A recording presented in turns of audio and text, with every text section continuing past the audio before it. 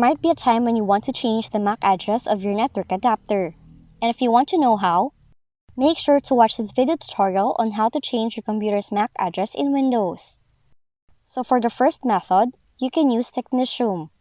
All you have to do is open your browser, go to this website, then press enter and download the software. Now once downloaded, open Technicium and select your network adapter. Then, enter a new MAC address under the Change MAC Address field. Once done, you have to click Change Now. But if that method did not work, use Device Manager. Do it by searching Device Manager, expand Network Adapters, right-click on your network adapter, select Properties, choose Advanced, select the network address or locally administered address entry. Now the wording will depend on the type of the network adapter you have.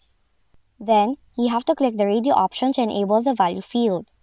Now you have to enter a new MAC address, and MAC addresses are usually the 12-digit values that should be entered without any dashes or colons. Once done, reboot your computer to enable the changes. After that, check that the changes took effect. So that's how you can change computer's MAC addresses in your Windows computer. If you found this video helpful, kindly like and subscribe. You may also click and turn on the notification bell so you can be notified from whenever we release new videos.